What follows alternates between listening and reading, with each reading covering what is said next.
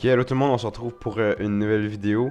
Pourquoi j'ai le sourire? Parce que je suis content de faire une vidéo avec vous pour vous expliquer les bases fondamentales de la crypto-monnaie. Bon, en termes simples, je vais vous expliquer en bon québécois c'est quoi la différence entre un portefeuille chaud puis un portefeuille froid. Ok, pour commencer, je vais y aller avec le portefeuille le plus risqué selon les gens dans le domaine de la crypto-monnaie. Et donc, c'est le portefeuille chaud. Pourquoi le portefeuille chaud? Parce que c'est le portefeuille qui est sur les plateformes comme Binance, Coinbase, Bitfinex, Crypto.com. En fait, c'est les portefeuilles que vous pouvez avoir accès justement sur les plateformes. Et donc, ces portefeuilles-là sont sur des serveurs. Et donc, ça fait en sorte que ces serveurs-là sont toujours ouverts. Puis, ils contiennent exactement toutes les données de tous les gens. Puis ça fait en sorte que s'il y a un hacker ou quelqu'un de malicieux qui tente d'avoir accès à tes crypto-monnaies, il va tout simplement aller sur ce serveur-là, tout prendre. C'est plate parce que ça sera pas de ta faute, ça va être la faute du serveur de la plateforme. Et donc, c'est pourquoi les gens dans le domaine de la crypto-monnaie n'aiment pas le portefeuille chaud,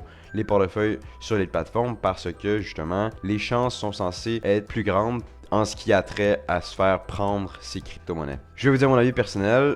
Moi, j'utilise des portefeuilles chauds parce que c'est plus facile d'accès. Puis aussi, c'est plus facile pour acheter et vendre des cryptos. Et aussi, c'est rendu beaucoup plus sécuritaire qu'avant parce qu'ils ont rajouté des facteurs de sécurité qui font en sorte qu'il y a pas mal beaucoup moins de chances que tu te fasses prendre. Donc là, on va passer en bon québécois. C'est la crème de la crème des portefeuilles parce que justement, ce portefeuille-là, il n'est pas connecté avec des serveurs. Puis ça fait que c'est tout simplement toi qui as accès. Il y a juste toi qui as accès à ce portefeuille-là. Puis si tu fais une transaction, ce portefeuille froid-là doit être vérifié. Donc à chaque transaction que tu fais, ça va être toi qui va décider de faire la transaction manuellement. Parce que justement, ah oui, c'est vrai, c'est une clé physique. Ce que je dis par là, une clé physique, c'est mettons, on prend Ledger qui est la plus grosse compagnie de portefeuille froid dans le domaine de la crypto-monnaie. Ben, c'est que cette clé-là, tu dois peser sur un bouton pour donner accès, pour vérifier la transaction, pour t'assurer qu'elle soit valide puis que tu l'envoies à la bonne personne. Ce qui fait en sorte que c'est extrêmement sécuritaire. Bon, là, tu vas me dire... Ouais, mais si je me fais voler ma clé, ben... je perds toutes mes crypto-monnaies? Oui puis non. En fait, sur le coup, tu perds toutes tes crypto-monnaies, mais si tu as gardé précieusement, conservé quelque part les 24 mots qui sont associés à cette clé-là. Les 24 mots, ils vont te permettre de retrouver ton compte. Parce que dans le fond, je t'explique, la clé physique a un code barre, ok?